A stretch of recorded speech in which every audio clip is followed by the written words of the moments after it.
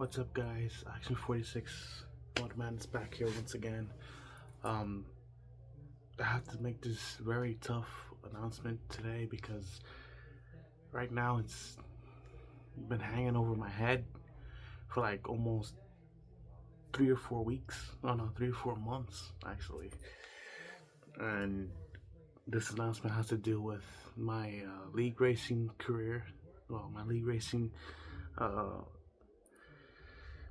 my league rate my league racing career and all the leagues I've been involved in right now.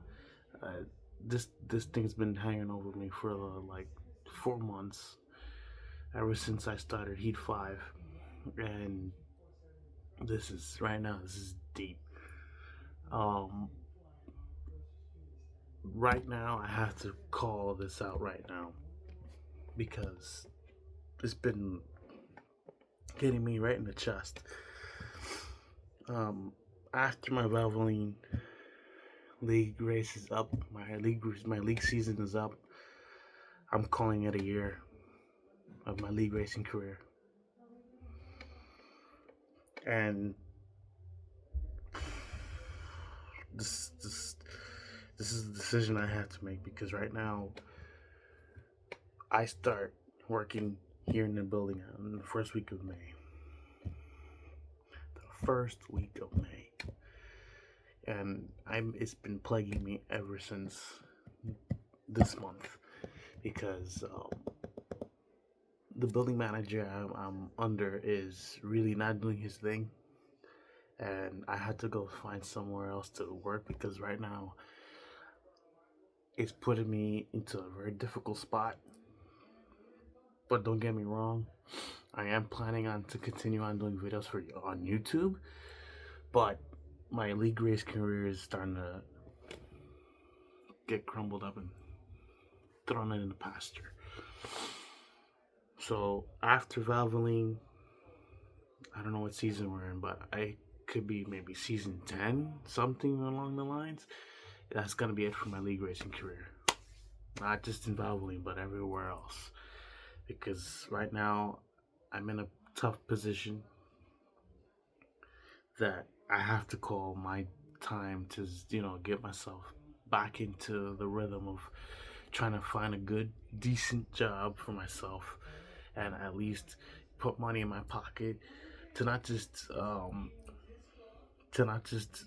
focus on league racing careers, but also just focus on keeping myself, occupied a little bit more, not just playing video games, not every week, but like to just, get my mind away from league racing altogether because usually it takes a toll. I know I'm 28, but like, you do that, like, you do the league racing all the time, and it's like, man, this is taking a toll on me a little bit. I just rather have to find another way around things.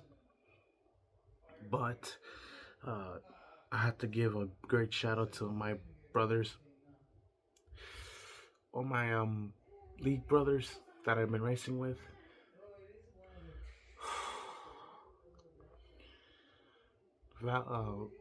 Valvoline leader and Jockey leader, NLS and Esmn for Jockey, and Valvoline is for milk, because those three guys are like my brothers that I race with all the time ever since I got involved in Jockey.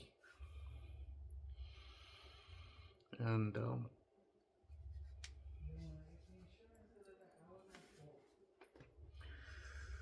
it kind of hurts me because I just got started with them in Jockey when I found it on YouTube. I just felt like, find new friends. I always hear this: find new friends. Find a way to carry yourself forward. All your middle school to high school friends all moved on, and it's like, and man, it hit me to a point like I went through it. I went through this brick wall that I didn't meant to go through. And like, I went right through it, didn't even bother looking back, because all my high school friends, middle school friends all moved on. They went enjoying their life. But then I got into the league race, all these small YouTubers. I already met one face to face before I met these guys, because I met William Bushey the day of 2023, first year, because I found his YouTube channel. It wasn't even a lead. It was like an offline. It was like an offline, at our 2003 game that he's playing. He was asking for setups.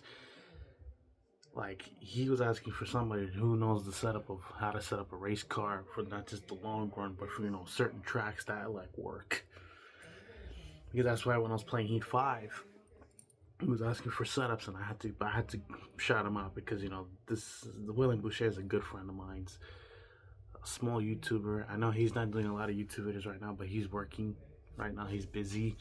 I gotta give him a lot of props. I felt bad for him this year because he just lost two of his best pets in the family, and I was like, and I kind of like, I was like, what?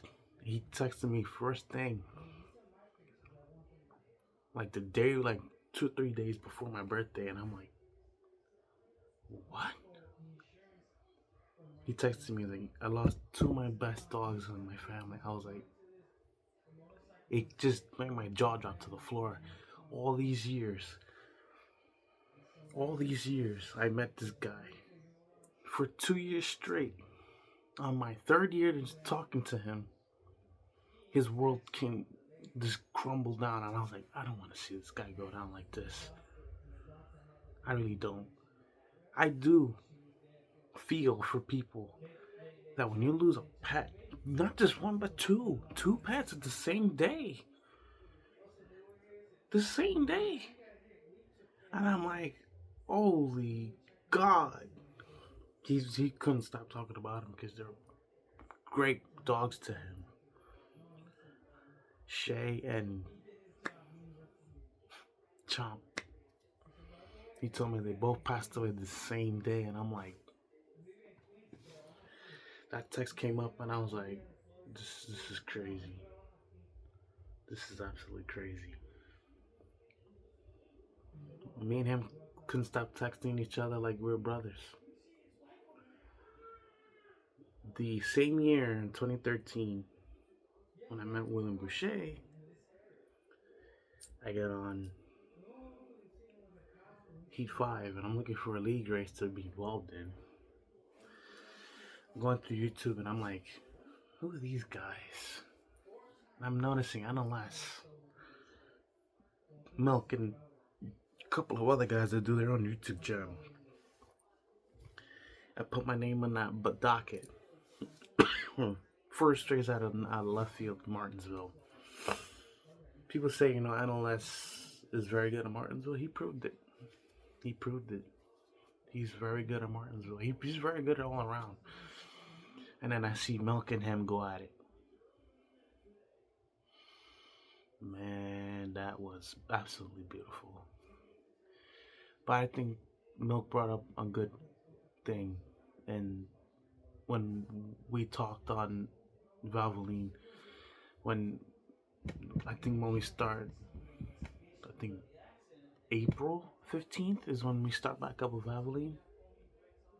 It's gonna be my last season. Sadly, it's gonna be my last year career league racing, sadly. And I know a lot of people are probably getting their hearts dropped, but like, to be honest, this video had to go out now because like, I don't know what's gonna happen to me in the future. That's basically my main focus. And sadly, it's coming to a point like it's taking a toll on me. League racing, seriously, it's been a fun ride, very fun ride, and it sucks because yeah, I am young.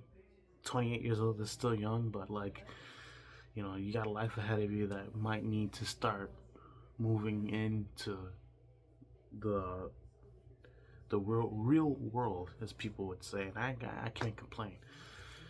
But I want to give my greatest shout out to all my friends that I met on Valvoline and Jockey, Analyze, Esmn, Milk, Pumpzz, Zay, Kade, Sean, Akimbo, Jarrett, all the other guys that I met, especially on Sean's side.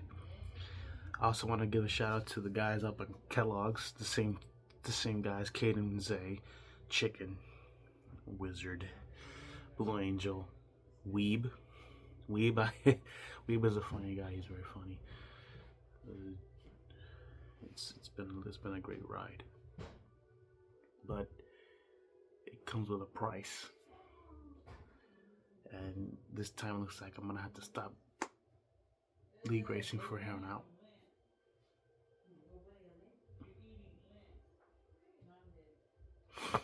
Looks like I'm gonna have to stop doing my league racing career. After valvoline, that's it. It's over. I feel bad because ODRL I just started, but it's taking a toll on me because running late nights it's getting to me, and I'd rather not keep doing those because like I have a life, yes, but I need to find another job because this job I have right now is getting a little bit more harder to be staying in this job because my new building manager is being a little bit of a I don't want to put any words out there, but he's getting a little bit not cooperative, should I say. But anyway, and also my buddy William Bushey, I'm still gonna be texting you, brother, if you're listening to this.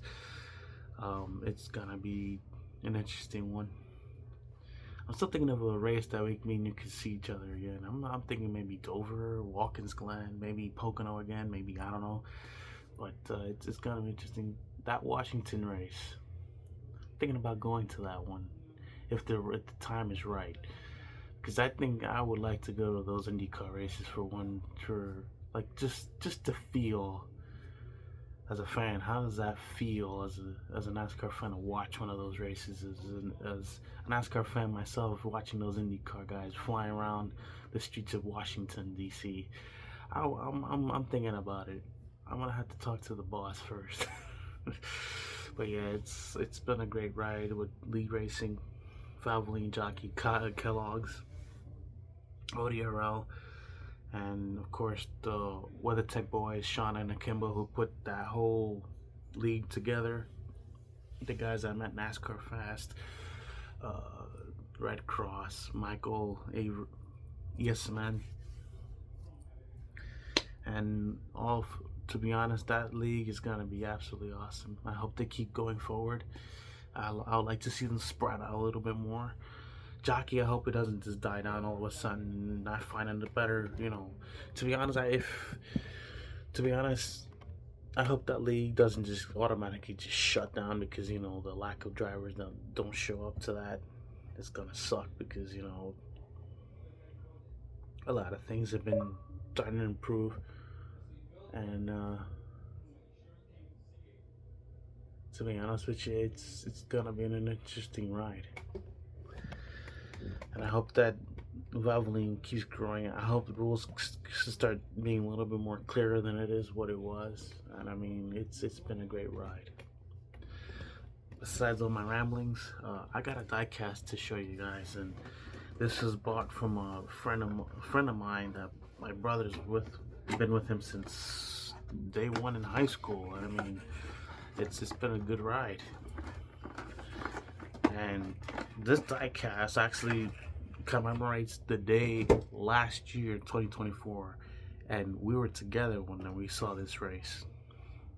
And this has to do with a driver I've been following ever since last year, and I've been watching him on TV the year before too.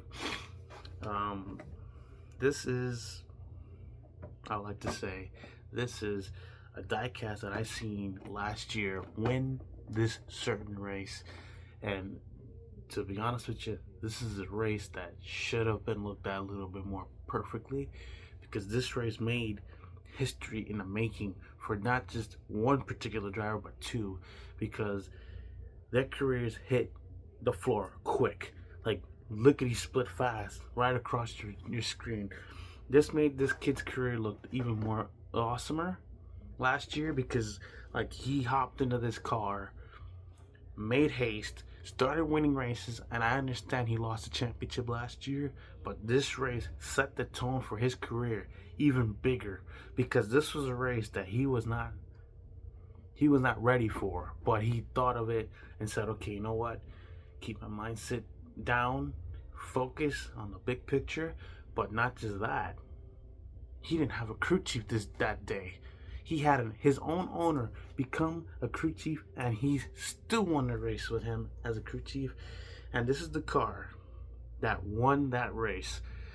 And I was there to watch it myself, because my other phone that I had before I got this one, my other phone didn't have so much space to finish the whole thing. But I was happy enough, or should I say my battery on my own phone did not make it all the way through the whole race, because 3 stages is long, yes, but the finish of this race really set the tone big for his career. I understand he's struggling this year in the Cup Series, but if he finds a way to stay focused and not worry about what happened last year, I'm still vowed to see him win a race in the 88 car. And yes, the number 88, it's important, because this number has been around since my driver started it, ever since 2008. And this particular car and the team that I've been following all throughout the season, throughout the years, when Junior started his own Xfinity series, this car set tone high. It doesn't matter which driver it was, but this car in particular really set the bar high that year, last year. And let me tell you who it is. This guy I've been eyeballing ever since 2023. And he came from the IMSA MX5 Cup. And he was young, a young hot shot, working his way up through the ranks. Went to ARCA. Then he got his feet wet in an Xfinity Series car, and he did it absolutely gratefully. But then the following year showed a lot of promise, big time. And in a fashion that I was like, whoa, this kid hasn't been to a track that he hasn't been involved in the ARCA series, but he showed up with a lot of prowess. And this is the car that's gonna set the bar high. Ladies and gentlemen, the kid who actually brought this car home in Pocono, Connor Zilich's race version from that year. And boy, this car looks sweet in its own blaze of glory. Before I spin it around and show you guys what I saw in my point of view, let me tell you this much. This was a perfect combo for this particular kid. And I know he's been kind of stressing out about what happened last year, but this kid, that year, shocked the living daylights out of me the way he did. He went to Pocono with an open mindset, but not just that, he didn't have a crew chief on his box, but he had the owner of this car get on his box and tell him the ropes, and boy did he capitalize. While I spin it slowly around, you'll notice about something that's kind of weird on the other side. During that caution period, when they had that crash, this side of the car got banged up, and not just that, the tires were black before Junior made an adjustment on the car, and he went out there and capitalized. Let me tell you this much. A guy like him, driving a certain number, has been driven to the guy who won the race in Pocono 2014, goes out and just doubles down and capitalizes after he got this damage, because he scraped the wall pretty good. I mean, it lasted almost to this part, to where right on the quarter panel. I mean, he basically just scrubbed the wall, which in a sense, typical, Zilich style.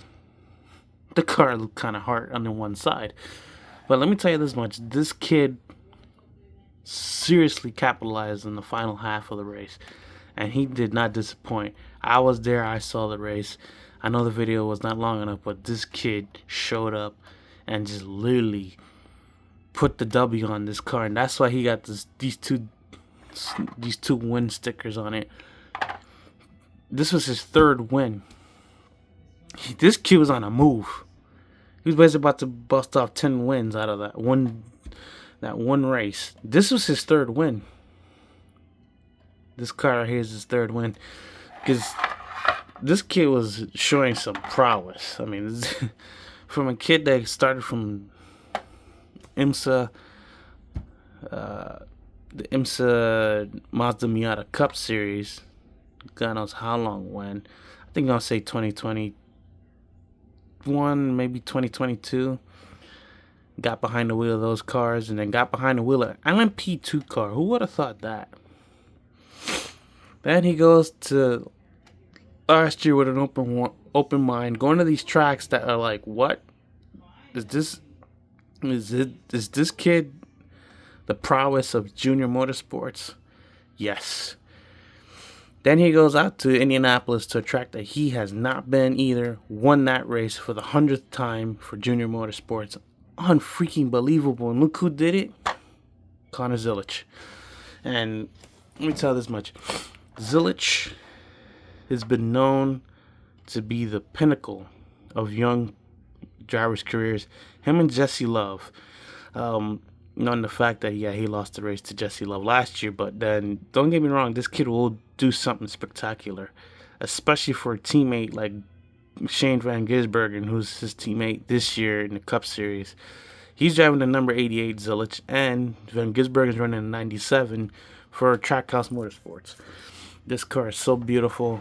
I gotta thank my brother and his friend Orlando for giving me this die cast.